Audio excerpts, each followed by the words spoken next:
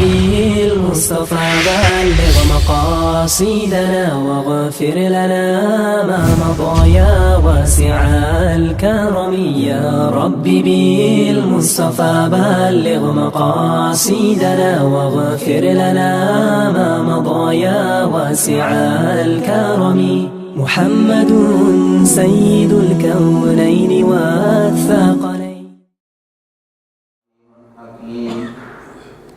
إن الله وملائكته يصلون على النبي يا أيها الذين آمنوا صلوا عليه وسلموا تسليما. اللهم صل على سيدنا ومولانا محمد وعلى آل سيدنا ومولانا محمد وبارك وسلم وصل عليه. الصلاة والسلام عليك يا سيدي يا رسول الله وعلى آلك وأصحابك يا سيدي يا حبيب الله. الصلاة والسلام عليك يا سيدي يا نبي الله وعلى آلك وأصحابك يا سيدي يا حبيب الله. محترم سامعین، اللہ سبحانہ وتعالی ارشاد فرماتا ہے وَاعْلَمُوا أَنَّ فِيكُمْ رَسُولَ اللَّهِ، جان لو بے شک تمہارے اندر اللہ کا رسول موجود ہے. لَوْ يُطِيعُكُمْ فِي كَثِيرٍ مِّنَ الْأَمْرِ، اگر وہ بہت سی باتوں میں تمہاری اطاعت کرے، تمہاری بات سن لے، لَعَنِتُّمْ، تو تم تکلیف میں پڑ جاؤ. وَلَٰكِنَّ اللَّهَ حَبَّبَ إِلَيْكُمُ الْإِيمَانَ، لیکن اللہ نے ایمان کی تمہارے دلوں میں محبت ڈال دی ہے. وَزَيَّنَهُ فِي قُلُوبِكُمْ، اور اس نے ایمان کو تمہارے دلوں پر آراستہ کر دیا ہے. وَكَرَّهَ إِلَيْكُمُ الْكُفْرَ وَالْفُسُوقَ وَالْعِصْيَانَ، اور اس نے کفر کی کراہت، ناپسندیدگی اور فسوق کی ناپسندیدگی اور نافرمانی کو تمہاری نظروں میں برا کر دیا ہے. تمہیں کراہت ہوتی ہے، ناپسند ہوتی ہیں یہ چیزیں. اولئک هم الراشدون، وہی ہدایت والے ہیں. فضلا من اللہ ونعمہ، یہ اللہ کا فضل اور اللہ کی نعمت ہے، اس کی کرم نوازی ہے. واللہ علیم حکیم، اور اللہ علم والا ہے، جاننے والا ہے، حکمت والا ہے. تو میں اس آیت پر گزشتہ جمعۃ المبارک پر عرض کر رہا تھا کہ یہ ایک اجتماعی معاملات کے ساتھ تعلق رکھتی ہے کہ اگر جسے کوئی فیصلہ کرنا ہو، جسے جج بنایا جائے یا جسے حکم بنایا جائے، تو پھر ہر ایک یہ چاہتا ہے کہ فیصلہ اس کے حق میں ہو، لیکن ایک معاملے کا، ایک بات کا کوئی ایک ہی فیصلہ ہوگا، ایک ہی فائنل بات ہوگی، آخری بات ایک ہی ہوگی. تو اگر کسی آرگنائزیشن میں یہ صورتحال ہو، نبی اکرم صلی اللہ علیہ وسلم کے غلاموں کو تعلیم دی جا رہی ہے، اور جو آرگنائزیشن کے ممبر ہیں، جو اس معاملے کے اندر ملوث ہیں اور اس معاملے کے اندر جو حصے دار ہیں، ارکان ہیں، اراکین ہیں، انہیں انتظامیہ کے ہوں، تو انہیں یہ بات بتلائی جا رہی ہے کہ رائے ہر ایک کی اپنی ہوتی ہے اور اس میں کوئی برائی بھی نہیں ہے. جتنے انسان ہیں ان کا ایک اپنا ذہن ہوتا ہے، ان کی ایک اپنی سوچ ہوتی ہے. اتنی حد تک تو کوئی برائی نہیں ہے. You can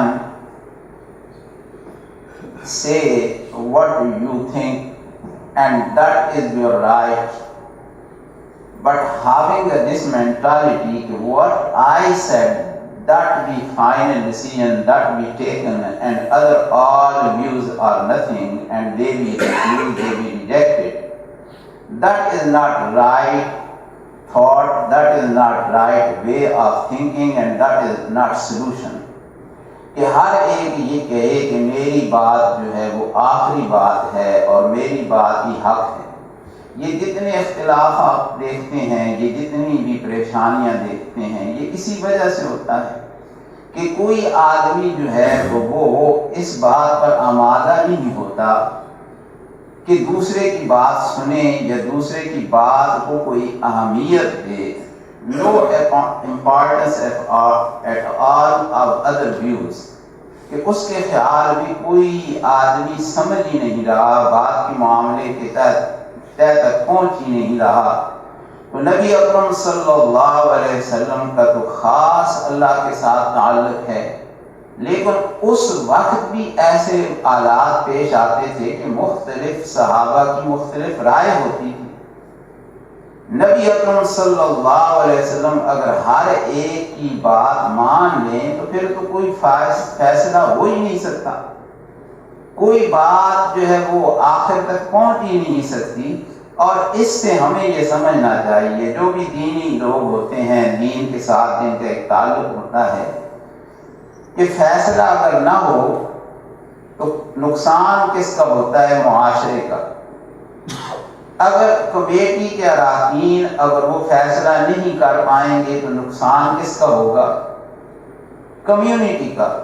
اور اسی طرح اگر غلط فیصلہ کیا جائے گا پھر بھی نقصان کس کا ہوگا؟ نہ چیئرمین کا ہوگا، نہ کمیٹی ممبرز کا ہوگا، بلکہ کمیونٹی ول سفر اینڈ یور جنریشن ول سفر. And you will not realize that your decisions are making community to suffer and your generations are suffering, but you are still strict. My view be taken and that is the final decision. اور پھر کیا ہوگا؟ اختلافات اور ہر جگہ ایک جو ہے تو کشمکش لگی رہے گی. لیکن میں یہ آپ سے یہ اس لیے عرض کر رہا ہوں کہ قرآن ہمیں نبی اکرم صلی اللہ علیہ وسلم کے ذریعے یہ تربیت دے رہا ہے کہ ہم ایک جگہ بیٹھیں، ایک دوسرے کی سنیں، ایک دوسرے کے ساتھ گفتگو کریں، ایک دوسرے کے جو ویوز ہیں ان کو ہم پرکھیں، ایک دوسرے کے جو نظریات ہیں انہیں جانچا جائے، انہیں پرکھا جائے، ان میں جو اچھی چیز ہے اسے لے لی جائے اور جو نہیں اچھی اسے چھوڑ دیا جائے، اور پھر مل کر ایک کولیکٹیو ڈیسیژن بھی final decision. And that be not one person decision, that is a collective decision, but it is announced by the chair. جو چیئرمین ہے یا جسے آپ نے پریزیڈنٹ بنایا ہے، جسے آپ نے امیر بنایا ہے، جسے آپ نے بڑا بنایا ہے، اس کے ذریعے پھر وہ فیصلہ جو ہے تو وہ پبلک میں اناؤنس کر دیا جائے. یہ ایک اسلامک طریقہ ہے جو قرآن کے ذریعے ہمیں اللہ سبحانہ و تعالی نے بتایا کہ لو یطیعکم فی کثیر من الامر لعنتم ولکن اللہ حبب الیکم الایمان وزینہ فی قلوبکم. حبب، حب محبت کو کہتے ہیں، اردو میں ہم محبت کہتے ہیں. الحب للہ ورسولہ، محبت کرنی ہے تو اللہ اور اللہ کے رسول کے لیے کرو. نبی اکرم صلی اللہ علیہ وسلم سے پوچھا گیا کہ افضل الایمان کیا ہے، تو آپ نے فرمایا الحب فی اللہ والبغض فی اللہ، کہ اللہ کے لیے محبت کرنا اور اللہ کے لیے نفرت کرنا. تو یہ حبب الیکم الایمان کہ اللہ نے تمہارے دلوں میں ایمان کی محبت ڈال دی ہے، اسے تمہارے لیے ایک پسندیدہ عمل بنا دیا. اب کیسے ہمیں پتہ چلے کہ ہمارے اندر محبت ایمان ہے یا نہیں؟ دعویٰ کرنا تو بڑا آسان ہوتا ہے، claiming is a very easy, but practicing is a very difficult. To show practically it is very hard. Be true Muslim, it is very hard.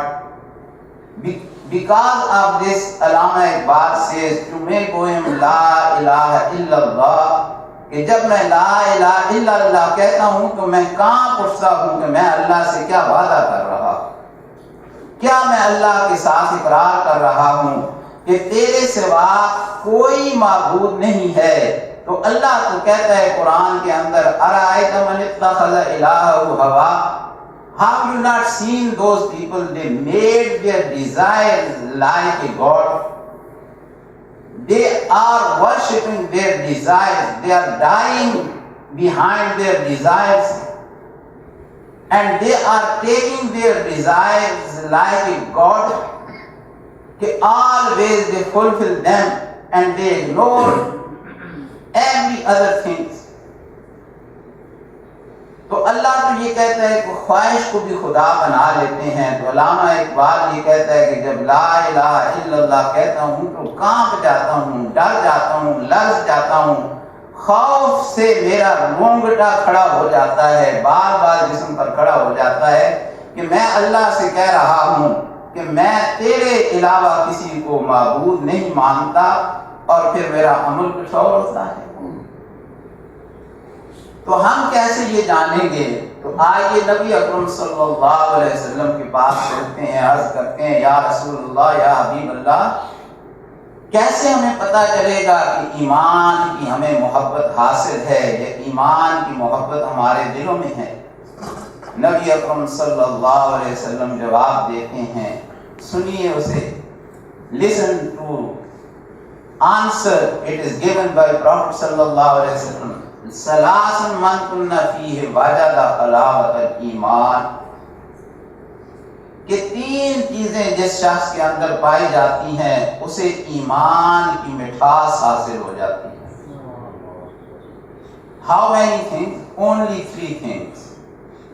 Sometimes when I look on these 3, they are found everywhere in Islam.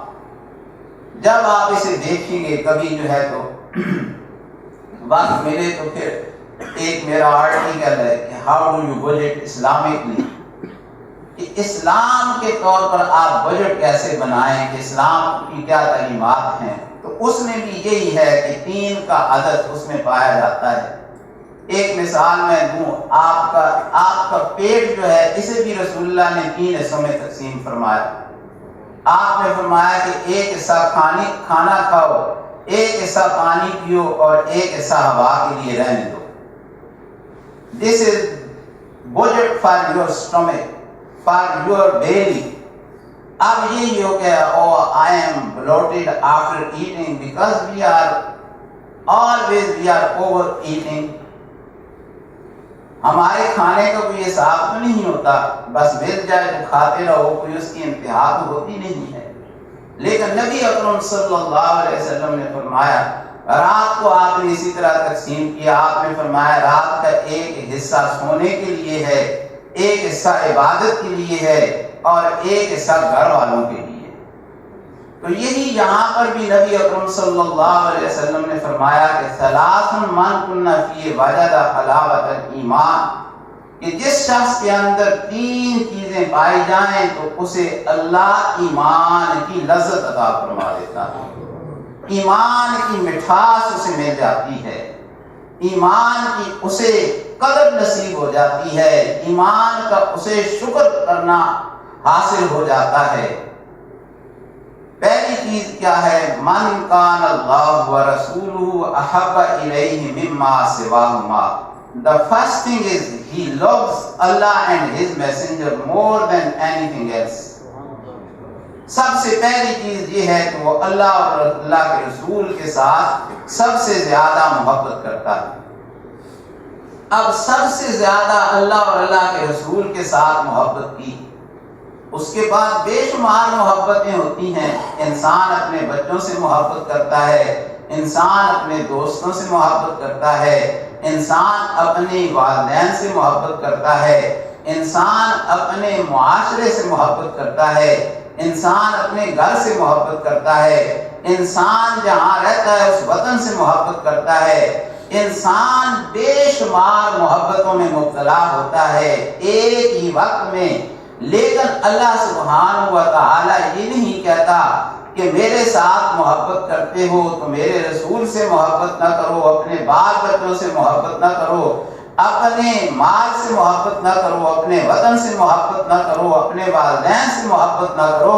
وہ یہ کہتا ہے کہ ساری محبتیں کرو لیکن سب سے زیادہ میرے اور میرے محبوب کے ساتھ محبت کرو.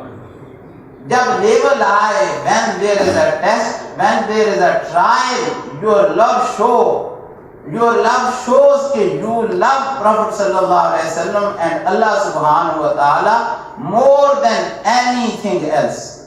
That is the requirement. اب پھر کیا ہوتا ہے, محبتیں ساری اللہ کے لیے ہیں. اب محبتوں کی تقسیم کیا ہوتی ہے؟ فرمایا وَمَنْ أَحَبَّ عَبْدًا لَا يُحِبُّهُ إِلَّا لِلَّهِ.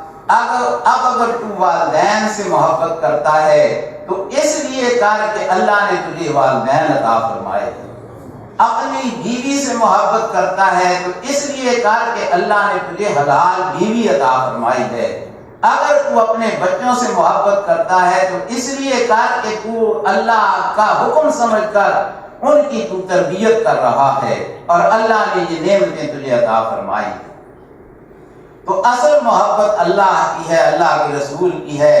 وَمَنْ أَحَبَّ عَبْدًا, اور جو کسی بھی انسان سے محبت کرتا ہے, مرد عورت سے محبت کرتا ہے کہ وہ اس کی حلال بیوی ہے, بیوی مرد سے محبت کرتی ہے کہ وہ اس کا شوہر ہے, اولاد والدین سے محبت کرتی ہے کہ وہ اس کی اولاد ہے, اولاد والدین سے محبت کرتی ہے کہ وہ اس کے والدین ہیں.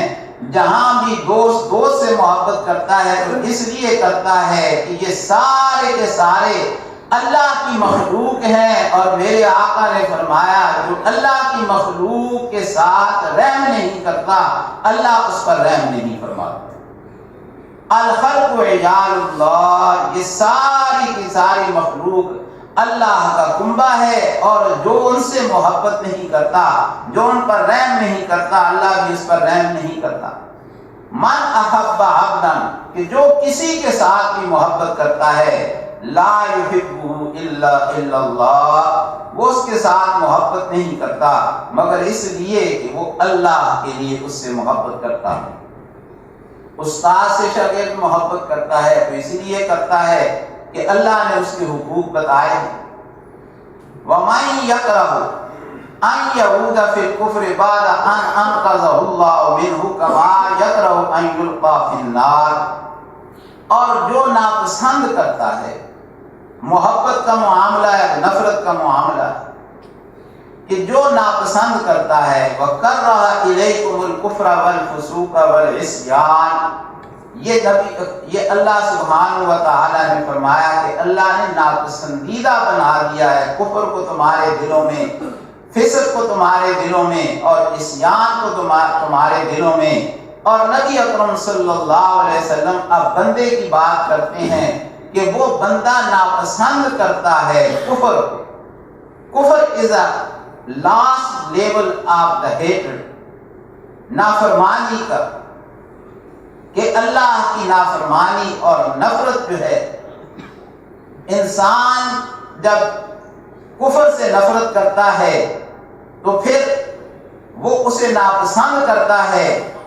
تو نبی اکرم صلی اللہ علیہ وسلم نے فرمایا وَمَنْ أَحَبَّ عَبْدًا لَا يُحِبُّهُ إِلَّا لِلَّهِ وَمَنْ يَكْرَهُ, اور جو ناپسند کرتا ہے أَن يَعُودَ فِي الْكُفْرِ, کہ کفر کی طرف لوٹ جائے, بعد ان انقذہ اللہ منہ, اس کے بعد کہ اللہ نے اسے کفر سے بچا لیا.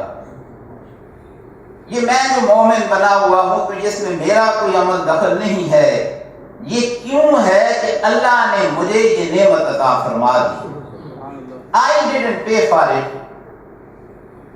you didn't pay for it, you were born Muslim and Allah subhanahu wa ta'ala blessed you, that you were in the stomach of your mother, in the womb of your mother, and your mother was doing Allah Allah day and night.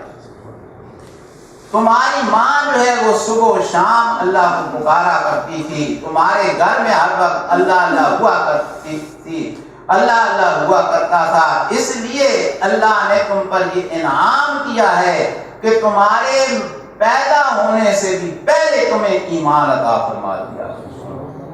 اسی لیے جب ہم پیدا ہوئے تھے تو کیا ہوا تھا؟